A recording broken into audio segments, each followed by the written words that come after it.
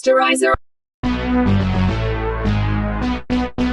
Sanibona igama le-movie yethu yango-2020 yi-The Paramedic. I-movie yethu siyiqala emgwaqweni la kwakunenhlekelele khona yengozi yemoto, kwakulimele khona abantu abaningi, abanye beshonile. Khona lapho kwafika khona i-ambulance eyafika isizobatakula. Kulama-paramedics ayefike nge-ambulance kwakuwowesilisa igama lakhe kwakuwu-Angel, ehambisana nomngane wakhe oyi-paramedic owu-driver igama lakhe kwakuwu-Ricardo. U-Angel siyathola ukuthi wayenomkhuba wokuntshontsha izinto zabantu abalimele nabashonile. U-Angel no-Ricardo bamfaka lo wayesindile kwi-ambulance beshiye laba ababeshonile ukuze bathathwe imoto idumbu baphuthumise esibhedlela lo saphila. I-movie yethu siyasivezela ukuthi u-Angel uphila kanjani uma engekho emsebenzini ngoba siyamthola ukuthi wayejwayele ukuhlalela ama-video game endlini yakhe la ehlala khona nentombi yakhe igama layo kwakuVanessa yayibiza ngoVane. U-Angel wayexoxela uRicardo ukuthi intombi yakhe uVanessa or uVane akakhulelwa kade bezama. Ethi u-Angel angimazi noma uyangifihlela ukuthi yapreventa yini. uRicardo watshela umngane wakhe u-Angel ukuthi naye akabuka esibhedlela eyozenzela i-spam check ngokwakhe. Wavula khona ngakusasa u-Angel esibhedlela seyokwenza leso spam check. Angempela udokotela wafika wamtshela u-Angel ukuthi i-sperm count sakhe si-low, ethi akulula ukuthi angakhulelisa umuntu wesifazane. Udokotela wathi ku-Angel akabovakashela i-assisted reproductive technology, ajwayele nokudla izinto ezifana nobhanana ezinestarch namakinati nezinye izinto ayembalela zona udokotela. Esebuyela endlini u-Angel wabona inja kamakhelwane wakhe ehamba nomakhelwane wakhe. Igama likamakhelwane wakhe kwakuyelinye ikhehle kwakuthiwa uVicente. Wacasuka ngoba wayezonda ngoba ethi imbangela umsindi ikhonkotha njalo uma eselele ebusuku. Nentombi ka-Angel uVanessa wayejwayele ukufika endlini sekumnyama ngenxa yezifundo zakhe. Ngakusasa u-Angel nomngane wakhe uRicardo bahamba nge-ambulance sebebizele kwenye indawo ene-accident. Nokwathi uma befika lapho endaweni yesigameko u-Angel beno-Ricardo bamfica ngempela lo muntu olimele bamthatha bamphuthumisa esibhedlela nge-ambulance. Sebephuthumisa lo muntu besendleleni nge-ambulance wavele wadlikiza lo muntu olimele. Wethuka u-Angel owayengemuva wazomemeza uRicardo wayedrive, noRicardo wethuka wabheka emuva u-Angel lo wamemezayo. Wavele waphazamiseka yona i-ambulance yakhoza i-accident wayona i-ambulance eyabalimaza bonke uRicardo no-Angel naleli patient elalivele lilimele. Kodwa siyathola ukuthi u-Angel leyo ngozi yamlimaza kakhulu ngoba wakhubazeka imilenze yombili akaphindanga wakwazi ukuhamba. Lokho kulimala kwadala ukuthi u-Angel aphelele umsebenzi agcine sehola impesheni. Intombi yakhe uVane noma uVanessa wayesephatheke kabi ukubona i-boyfriend yakhe isikulesi simo, kodwa uVane wayenza sure ukuthi uyamlekelela u-Angel ngakho konke akudingayo. U-Angel wayejwayele ukuvakashela kwi-recovery training elekelelwa omunye wesifazane oyi-personal trainer igama lakhe kwakuwuSandra, la khona ayisuke eyopracticela khona ukuthi usenalo ithemba lokuthi usangaphinda akwazi ukuhamba. Kwakuthi uma esehamba u-Angel eyicabanga ngalokukhubazeka kwakhe, isimo sakhe sasiya ngokushintsha kakhulu eya ngokubuya abe nenhliziyo embi. Wayesecasukela noVane amthethise ethi noma ethi uyamkhisa uVane angafuni. U-Angel zanga ngokuqina iy'nsolo zokuthi uVanessa kungenza ukuthi uyamjolela ngenkathi ebona enye i-contact efonini kaVanessa yenye indoda ekuthiwa uRoberto. U-Angel wabuza kuVanessa ngalo Roberto. uVanessa watshela u-Angel ukuthi uRoberto omunye abafunda naye esikoleni senursing, ethi ujwayele ukungilekelela nasey'fundweni zami ngoba sifunda ndawonye. Kodwa still phezu kwalokho u-Angel wayengayikholwa yonke lento kade eyitshela uVanessa, esasola ukuthi bayajola nalo Roberto. Wabuka enye video tutorial ku-YouTube about i-app yokuspy umuntu kwi-cellphone yakhe. Ngakusasa kwafika uRicardo umngane wakhe ababesebenza naye, nokwathi uma engena uRicardo wamxosha u-Angel ethi akafuni ukumbona la uRicardo ngoba unjenje ngenxa yakhe, ethi kwenzeka kanjani ukuthi kudrive wena i-ambulance kujike kuphuke mina ungaphuki wena. Ngakusasa wathi eselungisa uVanessa eselungiselela ukuhamba e-college, u-Angel watshela intombi yakhe uVanessa ukuthi ucela umthengele u-ice cream before ahambe ayawuhalela. Wahleka uVanessa sadidekile kodwa wahamba ayomthengela lo ice cream. Esephumile uVanessa, u-Angel wathatha i-cellphone kaVanessa eyayisele. U-Angel wa-installa leyo hacker leyo kuspy umuntu ukuthi wenzani nge-cellphone yakhe. Emva kwesikhashana wahamba wabuya uVanessa no-ice cream ka-Angel ayucelile. Wafika lapho uVanessa eselungiselela ukuhamba wathatha isikhwama sakhe sevalilisa, wathatha ne-cellphone yakhe uVanessa ayingazi ukuthi sifakwe i-track. Wathi sehambile uVane wasala u-Angel wathatha i-laptop yakhe eselinka leyo app ayifake efonini kaVanessa ukuze into eyenziwa uVane la yakhona ayibone kwi-laptop u-Angel. Wayesezokwazi nokubona ama-daily activities kaVanessa nama-conversation ahambisana nama-Skype nama-video call okungenzeka uma ngabe uVanessa esebenzisa ikhamera. Esehamba u-Angel eseya kwi-recovery session yakhe wahlangana nalo makhelwane uVicente wayehamba nenja wacasuka u-Angel ngoba u-Angel wayesizonda lesimako sikaVicente ethi sikhonkotha noma eselele. uVicente wazama ukuchazela u-Angel ukuthi ngiyaye ngiphoqeleke ukulinda unkosikazi wami lo sesibhedlela njengamanje njalo ebusuku, ethi uVicente ngoba inja ingena esibhedlela ngiyaye ngiphoqeleke ukuyishiya yodwa. Kwathi later later u-Angel sebedla idina noVanessa, u-Angel ethi kuVanessa sengingcono, wathi uVanessa okay. U-Angel wabona lapho ukuthi kushuthi uVanessa akasenandaba naye ngendlela amphendula kabuhlungu ngayo. uVanessa watshela u-Angel ukuthi uthole umsebenzi oyitoho kwiklinikhi yeyilwane, ethi lokho kuzongilekelela ngiqedele izifundo zami. Kodwa u-Angel wabonakala engakujabuleli lokho, ngokuthi lokho kusebenza kukaVanessa kuzokwenza ukuthi bangabonani njalo. Baphikisana lapho engathi bayaxabana, waze waduba uVanessa wahamba wamshiya. Wasala lapho u-Angel waspaya kwi-cellphone yakhe into eyenziwa uVanessa, ngenkathi ebuka uVanessa ekhuluma naye lo Roberto kade emsola ngaye. Kodwa uVanessa nalowo classmate wakhe uRoberto babeyikhulumela ngento yesikole kuphela. Ngakusasa u-Angel wayehlala njalo ethetha, wathethisa uVanessa ukuthi akasenaso isikhathi sakhe. Ethi u-Angel lokho ngikusho ngoba ukhohlwe ukungiprepare amaphilisi nomuthi wami. Kodwa siyathola ukuthi u-Angel uyena owayefihle lowo muthi namaphilisi ngaphansi kwekhushini le-wheelchair ahlala kuyona. Lokho kwamcasula kakhulu uVanessa ngenkathi ethethisa u-Angel ukuthi angizwa ukuthi sengakubekezelela kangaka uphendula ukugxekana nami kabe yangibonga. Waphuma wahamba uVanessa sewuthengela yena u-Angel leyo mithi angatholakala. Esehambile uVanessa u-Angel wabuyela ekhishini ngoba ethi yena usekhathele ukukhonkotha kwenja kaVicente ikhonkotha ingathuli ubusuku bonke. Wathatha enye inyama eyisiteak wayibhoboza ophini laba bayinalithi ezihlabayo, ethi le nyama ufuna idliwe yinja kaVicente igwazwe yinalithi emathunjini. Wasoka lapho u-Angel wahamba wayephaki nge-wheelchair ngoba kuleyo paki ikhona la kwakujwayele ukuya khona uVicente nenja yakhe. Esayihlalele efunda iphepha umkhulu uVicente, u-Angel wanika leyo nja kaVicente inyama eyayinenalithi ngethemba lokuthi izodla bese yafa. Ebusuku u-Angel wayesaqhubeka nokubheka uVanessa kwi-laptop ngenkathi uVanessa ekhuluma nomngani wakhe about ukucaswa ka-Angel, ethi uVanessa usevela angithethisele into engingayazi. Umngani kaVanessa imbuza ukuthi wena usahlaleleni naleya ndoda ehamba nge-wheelchair. uVanessa watshela umngani wakhe ukuthi akulula ukuthi sengingamshiya manje njengoba ekhubazekile. U-Angel wezwa leyo nkulumo kaVanessa waphatheka kabi ukuthi kushuthi uzomshiya ngempela uVanessa, ingakho aprepare uVanessa ukudla kwakhe akuthandayo. Nokwathi uma esebuya uVanessa wafica eselungisela ukudla kwakwenziwe uyena u-Angel. Sebedla leyo dina eyayenziwe u-Angel, u-Angel wayexolisa kuVanessa emtshela ukuthi uyaxolisa nangendlela ebeyiphethe ngayo, evele emthethisela into engayazi. Wasetshela uVanessa ukuthi uyabonga ukuthi akambekezelele, ethi uyabonga futhi nokumthanda kwakhe. u-Angel ebuza kuVanessa ukuthi bangakwazi nokuzama this time ngethemba lokuthi mhlawumbe uVanessa kungenzeka akhulelwe manje. Kodwa sebe-heavy sex waba nenkinga yena u-Angel yokungavukelwa ngenxa yokulimala kwe-spinal cord. u-Angel wazizwa esenamahloni kakhulu, esethelwe yihlazo, wahlala isikhathi eside naseshaweni engasaphumi. Ngaleso sikhathi uVanessa wareceive imessage komunye umngani wakhe, kodwa uVanessa wethuswa yi-notification eyangena same time ne-notification eyayingena kwi-laptop ka-Angel same time ngokukhala okufanayo.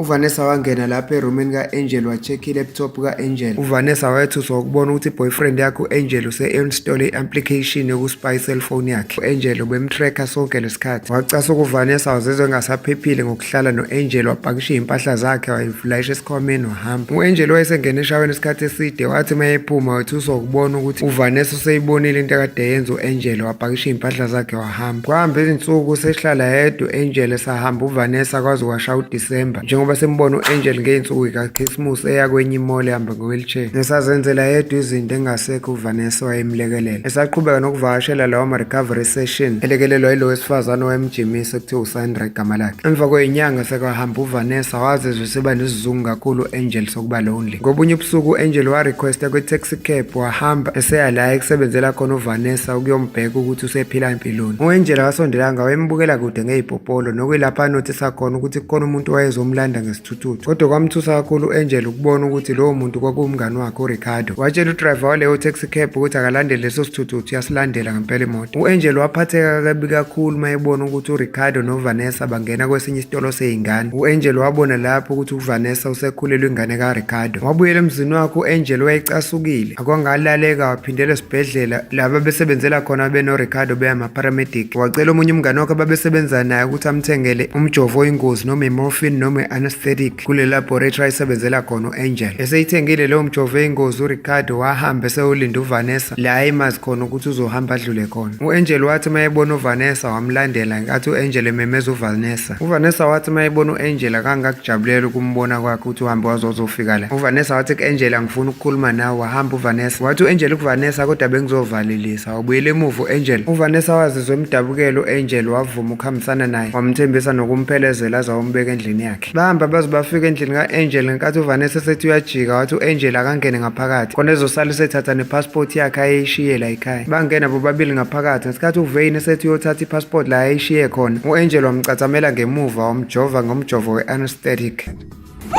Let's go!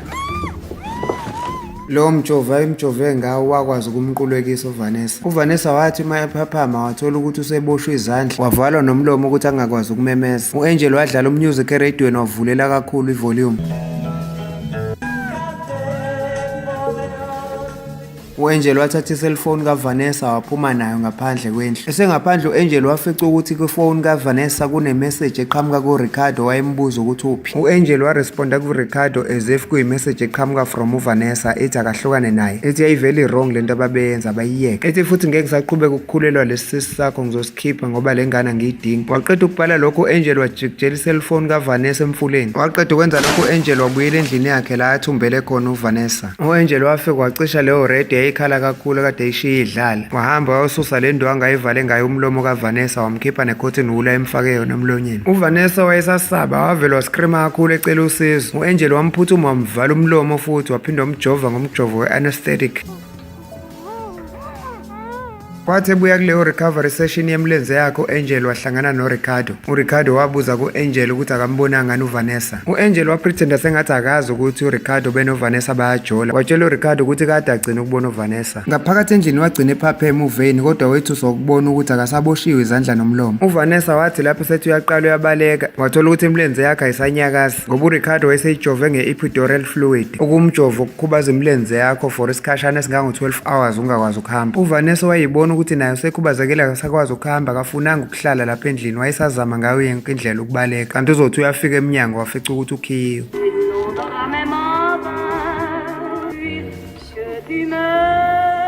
u-Angel wayesephumela ukuyobhema ngaphandle wareceive imessage from uRicardo wayetshela u-Angel ukuthi udaba lokunyamalala kaVanessa usezolibika emaphoyiseni manje. Ethi uRicardo ku-Angel akekho omunye umuntu engimsolayo ngaphandle kwakho. u-Angel wabuyela endlini waprepare idina naye uVanessa. Ngesikhathi sebedla u-Angel wayexoxela uVanessa ukuthi useyajabula ukuthi usezoba ubaba, noma u-Angel wayazi ukuthi kwakungasiyona ingane yakhe lekhulela uVanessa. Wathi esaphuza lelo wayeni u-Angel, uVanessa wavele wathatha ibhodlela waliphahlaza ekhanda lika-Angel. Wazama ukubaleka uVanessa wayehudule memeza ecela usizo. u-Angel noma wayeseseyinhlungwini zokuphahlazwa ngebhodlela ekhanda kodwa wakwazi ukuphinda jova uVanessa ngomjovo we-anesthetic. Khona lapho kwafika ikhehla lakamakhelwane uVicente etshela u-Angel ukuthi ngizwe sengathi izwi likaVanessa leli limemezayo licela usizo la endlini. Ethi uVicente ngifuna ukungena ngiyibhekele manje uma ungafuni ngifonela amaphoyisa. Washo wayengena ngenkani uVicente sefuna ukuyibhekela. Angempela wathi uma engena umkhulu uVicente wafica uveyini uVanessa wayelele phansi. Kodwa u-Angel waqhamuka emva kwalo ikhehla uVicente wakhipha i-okapi yakhe wagwaza umkhulu amanxeba amaningi waze walibulala ikhehla u-Angel. Waqeda lapho wafonela omunye umngane wakhe oyisigebengu egama lakhe uFermin ukuthi akezela. Emva kwesikhashana wagcina efekile uFermin. u-Angel wakhokhela uFermin imali imtshela ukuthi akakhiphe lesidumbu saleli khehla uVicente. uFermin wavuma wathatha leso sidumbu sekhehla wasilayisha etruckini yakhe. Kusasa ekuseni kwafika amaphoyisa emzini ka-Angel etshela u-Angel ukuthi enze uphenya ngovanessa ngoba icala livule uRicardo. Ethi amaphoyisa ku-Angel uRicardo uthe usola wena futhi kulento. Kodwa u-Angel waphendula kahle ngendlela amaphoyisa nangendlela eyawenza lawo maphoyisa wangamsola u-Angel nangendlela abeka ngayo ukukhubazeka kwakhe. Kodwa elinye iphoyisa labona lenqwaba yale mithi nemjovo ekhona la phezu kwetafula. u-Angel wabatshela ukuthi yonke le mithi nale mjovo imayelana nakho ukukhubazeka kwakhe nani iy'nhlungu ey'ngapheli ayithole esebhekene nazo. Amaphoyisa asi-understand isimo sokukhubazeka ka-Angel baxolisa nangendlela uRicardo ehandlishe ngayo lolu daba. Esehambile amaphoyisa ayengazi ukuthi u-Angel wayesethole nokhiye wasendlini kaRicardo owawusesikhwameni sikaVanessa ngoba siyamthola ukuthi u-Angel wagibela ibhasi eseqonde khona emzini kaRicardo. Nokwathi uRicardo emzini wakhe esefonelwa amaphoyisa emthethisa bembuza ukuthi umsukelelana umuntu okhubazekile ukuthi angenza into enje. uRicardo wagcina sevala ifoni emva kokuphikisana isikhathi eside namaphoyisa. Wathi uma eqeda ukukhuluma nawo kanti u-Angel already wayicasha emva kwekhethini ngoba wamqhamukela ngemuva. u-Angel wafika naye lapho wajova uRicardo ngomjovo we-anesthetic. Naye uRicardo lowo mjovo wagcina umuyisile waquleka. u-Angel siyathola ukuthi wayesefake nopoison otshwaleni lukaRicardo ngoba wamphuza sabona ngefonela. Wamphuzisa ngenkani lobo tshwala obabunopoison. uRicardo wayesadakwe umjovo we-anesthetic. Wasula yonke into eyayinama-fingerprint akhe wabushiya phezu kwetafula lobo tshwala nopoison okukhombisa ukuthi uRicardo wayeyibulale ngenhloso ngabo lobo tshwala obunopoison. u-Angel wasuka lapha emzini kaRicardo wabuyela emzini wakhe lapha afika avusa khona uVanessa emtshela khona ukuthi abaye ekhishini esemlungiselile ukudla. Nesitholayo ukuthi wayesemprepare ne-wheelchair yakhe ayizohamba ngayo uVanessa. Wahamba ngayo uVanessa leyo wheelchair sebeyodla ekhishini. Sebedla etafuleni u-Angel wakhipha iring wapropose kuVanessa. Kodwa uVanessa akavumanga ku-Angel ukuthi ukuthi uyavuma noma uyaphika ukuthi bashade. Kodwa kunalokho uVane wahamba waya etoilet la afika khona wathatha i-nail clipper. Phakathi nobusuku uAngel wayezwa indlela uVanessa ayishisa ngayo. Wamcabangela ukuthi kungenzeka ukuthi uphethwe umkhuhlane ngcono ahambe umthengela amaphilisi. Ukuthi uVanessa wayehlala njalo ezithulele ngasho lutho kuAngel noma egula. Esehambile uAngel wasebenzisa leyo nail clip uVanessa ngesikhathi eseyiqaqa. Wameneja ukukhumula leyo ntambo wayiqaqa nento ayiboshwe ngayo emlonyeni. Kodwa imilenze yakhe yayisewiki ukuthi usengakwazi ukuhamba. Ingakavela abona okungcono ayihudule seyangasemnyango. Wathi mayifika emnyango wafica ukhiyiwe. Wazama ukugqekeza emnyango esebenzisa screwdriver. Wazabalaza wagcina uvulile lowo mnyango uVanessa waphuma kuleyo ndlu. Ngoba seyitshelile ukuthi ngeke aphinde abuyele ngaphakathi kuleyo ndlu. Waqhubeka nokuhamba uVanessa sebambelela ngeplanga eseqonde kwi-elevator kaAngel.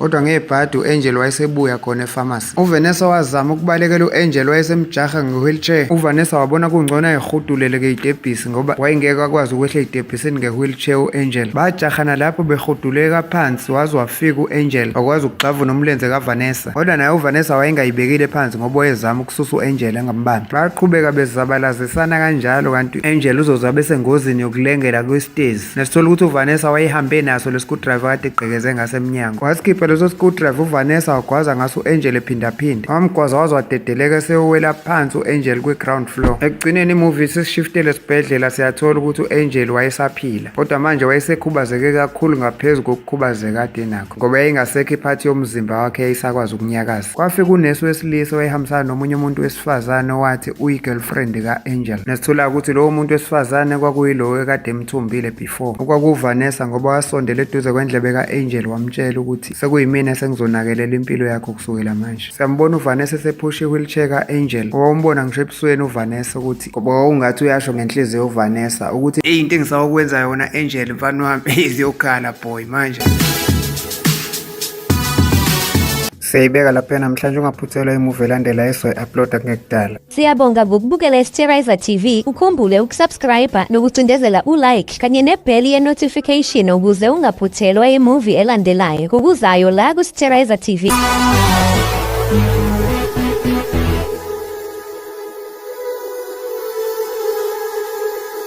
Sterizer TV.